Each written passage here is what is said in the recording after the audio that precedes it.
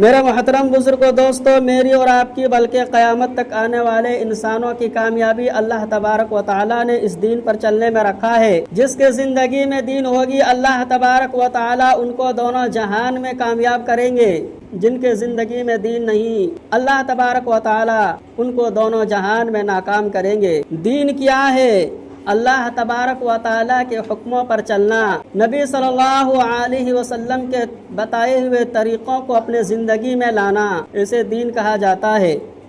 میرے محترم بزرگوں اور دوستوں، اس دنیا میں ہر انسان، چاہے وہ مرد ہو یا عورت، پڑھا لکھا ہو یا ان پڑھ، شہر کا رہنے والا ہو یا دیہات کے رہنے والا ہو، الغرض کسی بھی مرتبے یا کسی بھی درجے کا آدمی ہو، ہر انسان یہی چاہتا ہے کہ میری زندگی کامیاب اور خوشگوار ہو جائے، چین و سکون نصیب ہو جائے۔ ہر انسان کی یہی تمنا اور یہی چاہت، یہی آرزو ہوتا ہے کہ میری زندگی عزت و کامیابی کے ساتھ بسر ہو جائے۔ جس ذات نے انسان کو پیدا کیا، عدم سے وجود بخشا، اسی ذات حق سبحانہ تعالیٰ نے مکمل ترین اور کامیاب ترین زندگی بسر کرنے کے لیے قرآن میں ایک آسان نسخہ بتلایا۔ وہ نسخہ کیا ہے؟ دل کے کانوں سے سنیے گا۔ اللہ تبارک و تعالیٰ اپنے پاک کلام میں ارشاد فرماتے ہیں، من عمل صالحا من ذکر او انثى وهو مؤمن فلنحيينه حیاة طیبہ۔ جو انسان ایمان لانے کے بعد، چاہے وہ مرد ہو یا عورت،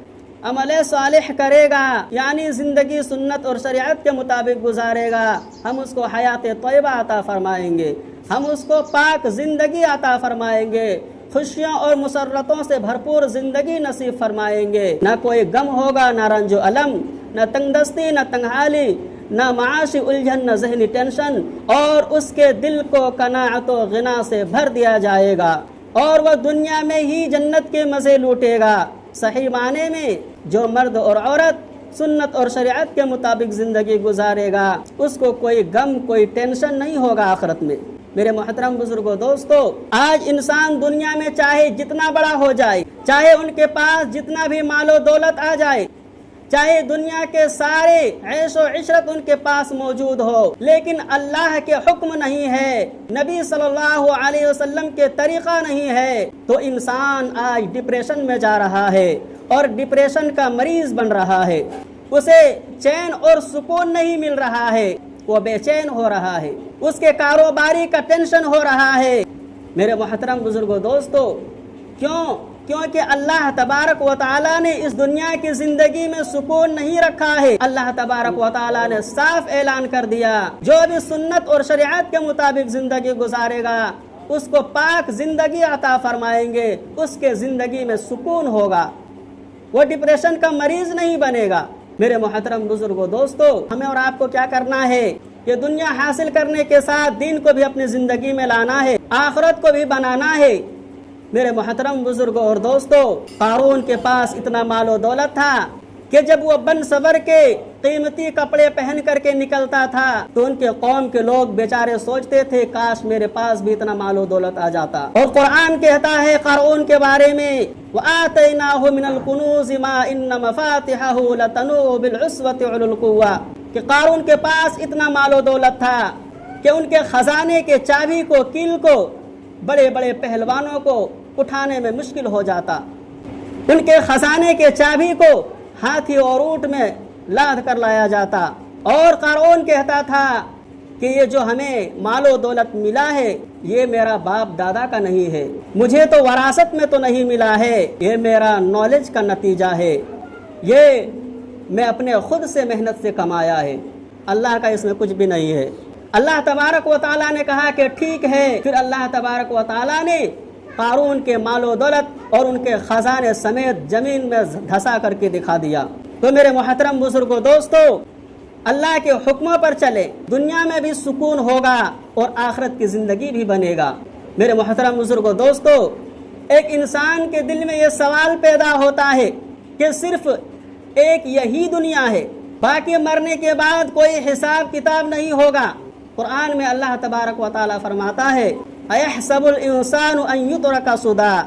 کیا انسان یہ سمجھتا ہے کہ اسے یوں ہی چھوڑ دیا جائے گا؟ ایسا نہیں ہے،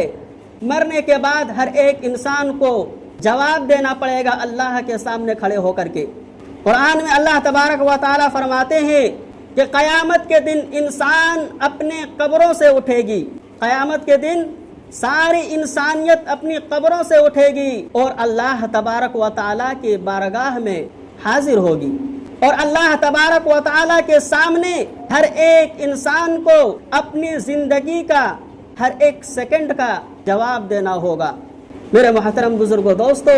اللہ تبارک و تعالیٰ پوچھے گا، میں نے تمہیں دنیا میں بھیجا تھا، میں نے تمہیں مسلمان گھرانے میں پیدا کیا تھا، میں نے تمہاری ہدایت کے لیے انبیاء کرام کو بھیجا تھا، مہذب زندگی گزارنے کے لیے تم پر شریعت لاگو کیا تھا، نازل کیا تھا، اس شریعت پر تم نے کتنا عمل کیا، تم نے میرے حکم پر کتنا عمل کیا، تم نے جو علم سیکھا تھا اس پر کتنا عمل کیا تھا، تم نے مخلوق کے حقوق کو کتنا ادا کیا تھا اور اللہ کے حقوق کو کتنا ادا کیا تھا، تو نے اپنے ماں باپ کے حق کو پہچانا تھا یا نہیں، تو نے اپنی اولاد کے حق کو پہچانا تھا یا نہیں، تو نے اپنے پڑوسیوں کے حق کو پہچانا تھا یا نہیں۔ میرے محترم بزرگوں، دوستو، اللہ تبارک و تعالی ہر ایک چیز کے بارے میں سوال کریں گے اور ہر انسان کو اللہ تبارک و تعالیٰ کے سامنے اکیلے ہو کر کے کھڑا ہو کر کے جواب دینا ہوگا۔ میرے محترم بزرگوں، دوستو، اللہ کے نبی صلی اللہ علیہ وسلم نے ارشاد فرمایا کہ قیامت کے دن ہر انسان اللہ تبارک و تعالیٰ کے سامنے کھڑے کر دیا جائے گا اور ان سے اللہ تبارک و تعالیٰ پوچھے گا عن عمرہ فیما افنا، کہ میں نے تجھے جو زندگی دی تھی وہ کہاں گزارا ہے، کیا ناچ گانے میں گزارا ہے، کیا گناہوں میں گزارا ہے۔ میرے محترم بزرگوں، دوستو، آج یہ بہت بڑا فتنہ ہو چکا ہے کہ آج کے نوجوان اپنے وقت کو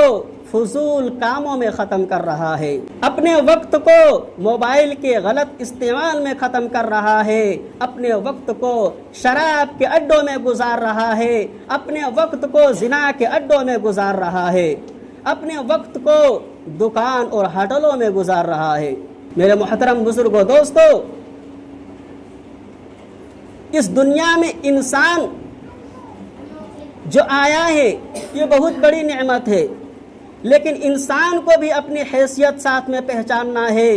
کہ اللہ تبارک و تعالیٰ نے ہمیں اس دنیا میں جو بھیجا ہے اس زندگی کا ہمیں حساب دینا ہے۔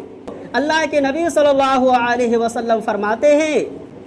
کہ انسان پہلا سوال کا جواب نہیں دے پایا ہوگا کہ اللہ تبارک و تعالیٰ دوسرا سوال کریں گے وَأَن شَبَابِهِ فِيمَا أَبْلَى، کہ تم نے اپنے جوانی کو کہاں ختم کیا تھا، تو نے اپنے جوانی کو کہاں گزارا۔ میرے محترم بزرگوں، دوستو، اللہ تبارک و تعالیٰ پوچھیں گے کیا اپنے جوانی کو عیش و عشرت میں ختم کیا تھا، کیا تو نے اپنے جوانی میں جو میں نے تم پر 5 وقت کی نماز فرض کیا تھا اس کو چھوڑ کے گزارا تھا۔